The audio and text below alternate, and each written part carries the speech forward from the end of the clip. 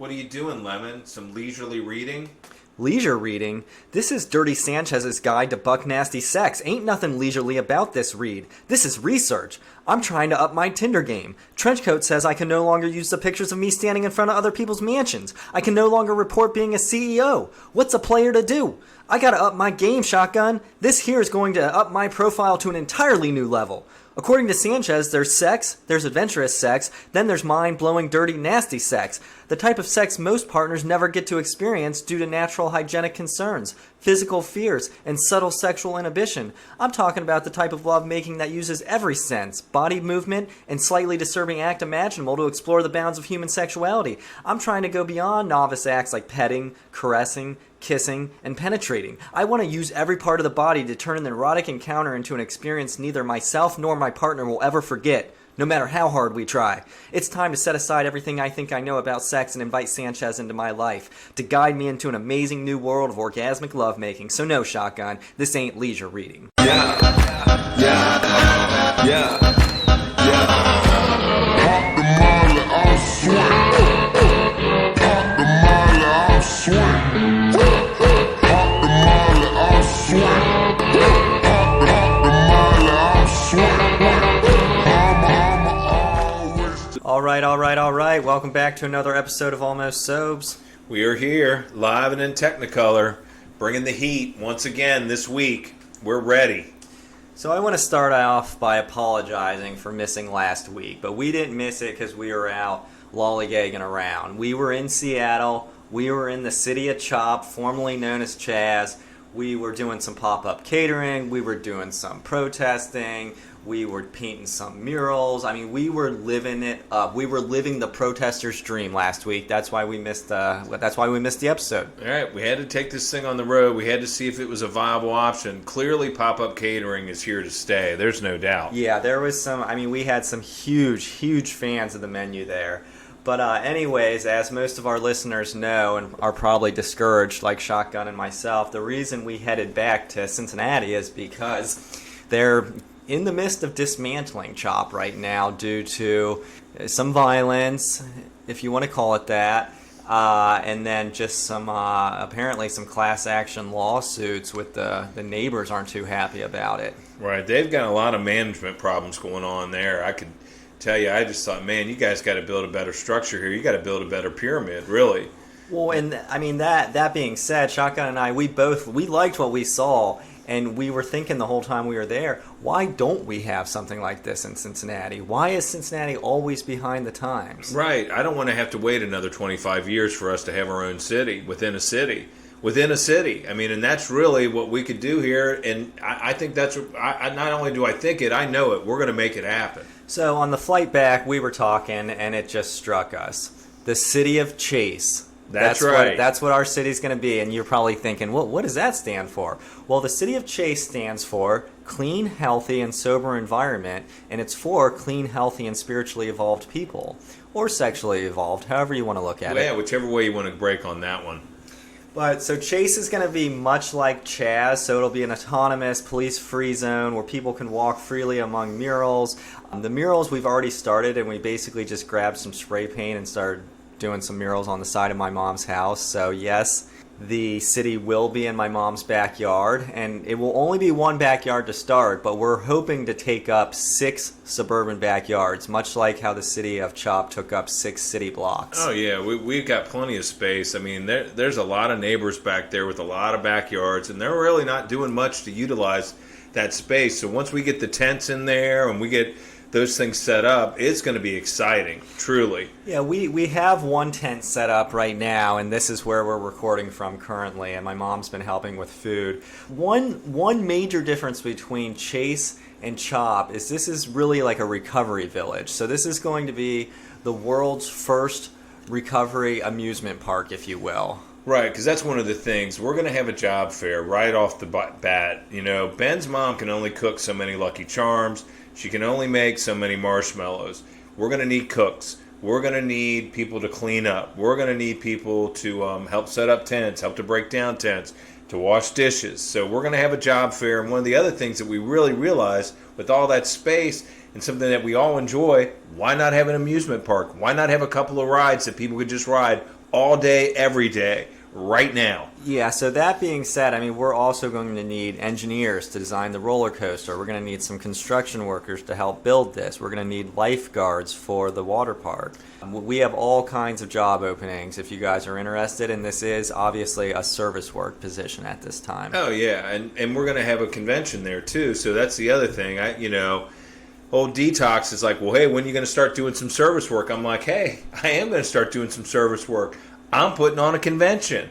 And he didn't ask where or when or what or any of the details. He just said, that's great. And I'm like, yeah, you have no idea. Not only am I helping with a city, but I'm also helping to have a convention in that city. Yeah, and I'm hopeful that eventually CHOP will be a fully sustainable community. So I really want us to be able to live off the land. So that being said, if there's any farmers listening to the podcast and you want to even just come and help us get set up, you don't have to live there full time, but that would be fantastic. Because we can only get so many tomatoes out of Mrs. Jones' yard right now, and I don't know.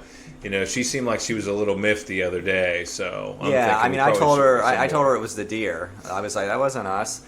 But that being said, right now my mom, like I said, she's preparing all the food. She makes a mean bowl of Lucky Charms. She makes great bologna sandwiches. Great bologna sandwich. Oh, man, outstanding. But if anybody who's not a farmer who just wants to donate food to the community, that would be fantastic. We just ask that you donate no General Mill products because this is a police and military free zone. That's right. Nothing with the general on it at all. So Shotgun and myself have both learned a lot, not only from our recent experience in CHOP, but from my rioting that I talked about on episode 6 and ending up in the hospital and incarcerated and all of that stuff. And we don't want to get Chase shut down the same way it looks like they're shutting CHOP down. So we have to insist this is going to be peaceful protesting only, so we can fly signs with social justice messages. We're welcome to participate in different chants. We're welcome to tear down statues, paint murals, organize, give speeches about how we think we should spend the money once we defund the police. All of that we're all about, but we don't want to be throwing bricks through the neighbors' windows, ransacking their houses, lighting their trash cans on fires. We're going to have to say no to that. Right. Those are all non-negotiables, really. Murals, we can do them just as long as they're tastefully done. I don't really foresee the neighbors having a problem with that. Yeah, I don't either.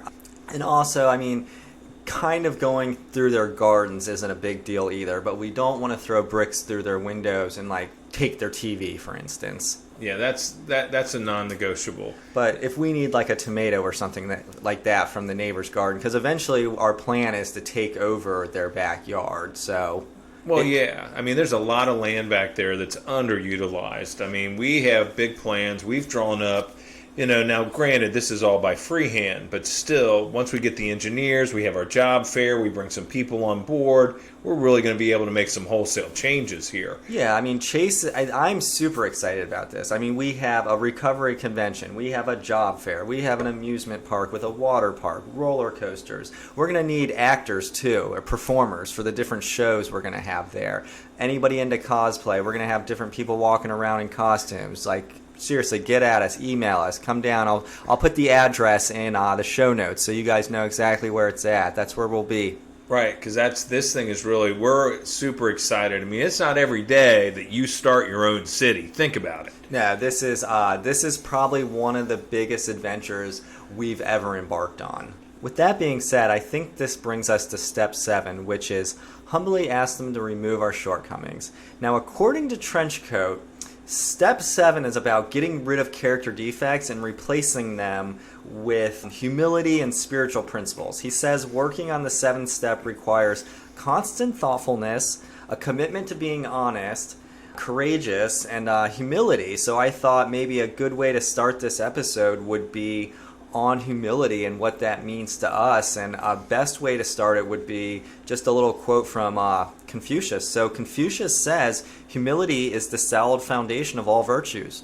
But with that being said, what do you got on humility, Shotgun? Jump in the pool. Well, I'll tell you, I thought about this, and right away I was like, man, I'm pretty humble. When I started to think about it, I mean, immediately, first thing that came to mind was, I'm pretty humble. I'm probably one of the most humble people I know. You're definitely on my top 5 list of most humble people I know. If I say so myself. I've had experiences that most other men. This is talk about getting humbled. Let me share with you. This would humble most men. Make no mistake about it. I have had more than one experience where I have just flat out just woke up on somebody's bathroom floor or in their guest bedroom or in their front yard or backyard or on the basement floor. I mean, it's been countless places. Trust me, it's you name it. I've probably have woke up there, and sometimes I'm half clothed, sometimes I'm just in a loincloth, other times I'm in high heels. I have no idea how any of this happened, and I'm like, hey man, this is pretty humbling. I don't know anybody else that's gone through anything like that, quite frankly. Not on that kind of level, not that as consistent as I was with it. Well, yeah, and I can attest, my mom was not happy when Shotgun came to in the basement. She's like, where are my high heels? Where are my pantyhose? Where are my, And I don't know why, but I had pantyhose on my head. So I have no idea what was going on that night. But again, humbled. I think drinking or our drinking experiences have humbled us all to one extent or the other. Absolutely. And I've even had some experiences sobs that I thought, hey man, this would humble lesser people. And it leveled me a little bit. There's no doubt about it. I have a meeting that I was going to every Wednesday consistently. Now this group it's a big group, a lot of attractive people in it. And generally speaking, every time I go, I put, mute, and then I turn the camera off. And I go to the meeting, I grab my lotion, and I just enjoy the meeting. And I'm here to tell you, that meeting, I always felt super relaxed after that meeting, every time. Well, not so much last Wednesday, because not only did I forget to mute, but I also left the camera on. So apparently, my form of relaxation, if you would, or meditation, was disturbing to some. And they told me in no uncertain terms, you're not allowed to come back to this meeting ever again. Yeah, and it sounds like you might be confusing humility with humiliation. Oh. So maybe it would be a good idea if we go through just some definitions of what it means to be humble. So when I Google the definition of humble, the first one that comes up, which I quite frankly can't stand, it's and I have no idea where it came from, but it's just the first one on Google. So the definition is a modest or low view of one's own importance, which, I mean, that's crazy. Yeah, that's quite frankly, it's just obnoxious. Like this idea that I just think of myself as so unimportant. I just have this what that sounds like to me is low self-esteem. Yeah. And I cannot get down with that definition of humble. However, I've talked to Trenchcoat, I've looked up some different definitions. So the Webster's definition states that it's the freedom from pride or arrogance, which that's me all day. And it hasn't been easy to really practice humility, especially since we started podcasting. So I'll go to these recovery meetings and people will come up to me and they're like, hey Ben, I just want to thank you.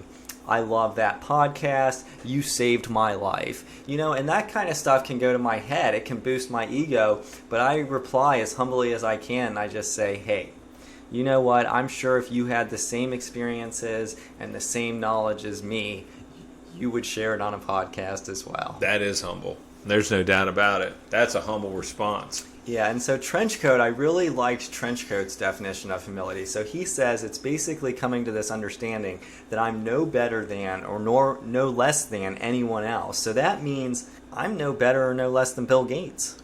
Makes sense to me. I can think of a lot of people that I'm no better or no less than if that's the benchmark. I'm no better or no less than LeBron James. Yep, sign me up.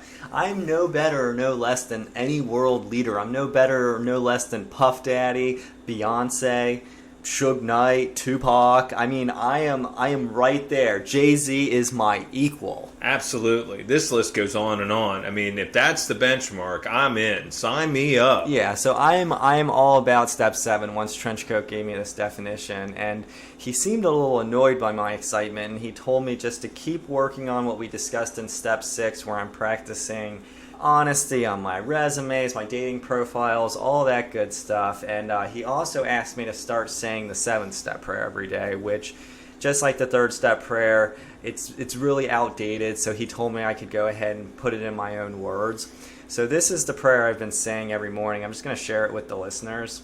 Word God, I'm now inclined that you possess me like a straight pimp. My beautiful smile, my luscious calves, my perfectly manicured hands, my winning personality, along with my not-so-good traits, my receding hairline, my credit card debt, my below-average height, my pending court cases, all and any flaws that stand in the way of me being the recovery soldier I'm destined to be. God, grant me money, power, and respect, as I hit these streets hard as fuck to preach the word of recovery. Peace to all the gods on the earth, word is bond. So I've just been saying this every single morning. Yeah, that's humble. I like that. That's a humble, strong prayer right there. So, I mean, I'm doing a lot of prayer in the morning now. Trenchcoat has me doing that third step prayer that I rewrote myself. He has me praying on my sex ideal, and now he's got me doing this 7-step prayer. So I am just really starting my day off, setting my intentions, and walking hand in hand with my Creator. I can feel that, and I can see that. I'm hearing it, and I'm right there with you, because Detox told me the same thing. He said, hey, if you feel like that prayer's antiquated, I want you to just go ahead and, whatever spin you want to put on it, whatever you come up with, as long as we're kind of in the same ballpark. And I said, well, I think I got something right away. I said, hey, I'm now ready that you should take all of me, my Nintendo GameCube, my MP3 player, even my old Playboy magazines, my cheat codes, my VCR. I'll even give you some of my Lucky Charms if you want them. Whatever you want. Some of my bootleg movies. Take it all. I'd really just prefer that you borrow it. Really. Just give it back to me when I'm ready to, handle these things, deal with these things. But you definitely have to give them back. At least until I get to the next level. Grant me an AFK, which just means away from the keyboard. A DC, which means grant me a disconnect, so I can have a GG, which is a good game, and be a PWN and dominate like nobody's business. I absolutely love that, Shaka, and I really like how you changed the word to say, borrow these defects of character from me, because Trenchcoat talked a lot about, he's like, hey, Ben, we don't know when your defects might be of use. So God will take those from you as he sees fit. So it's kind of like God might take some of this stuff from you, but then he'll give it back when it can be of use. That's right. He might give those cheat codes back when, say, your mom's trying to beat that new level of whatever game she's playing. That makes total sense, because I'm willing that, you can have some of this stuff. I'm willing that you have it, but I'm just more comfortable that you borrow that stuff. Yeah, and it's like Trenchcoat described my defects of character. It's like, he's like, Ben, these things are just blocking you off from the sunlight of the spirit. These are just blocking you off from happiness. So it's like, well, with that being said, just go ahead and take it. That's right. Just go ahead and take it, go ahead. With that being said, I think this is a great time for a word from one of our sponsors. Are you tired of feeling like you're on the outside looking in? Is all this conventional waiting just wearing you down, mentally and physically? What's the most valuable asset you have? Is it your money, security, your looks, your personality, family, kids, friends, your well-manicured lawn? No, it's your time. And time waits for no man. Well, now it can, and it does, with the all-new Right Now app. When you want something, when do you want it? You want it right now. Oh, let me check the tracking number. They said it might be here by Tuesday. Not with the Right Now app. Guess when you get it? Right now. Do you prefer speed over accuracy? You're our type of customer. Want a new watch? Want to watch a newly released movie? We can do better than that. How about watching a movie that hasn't even been released yet? Right now.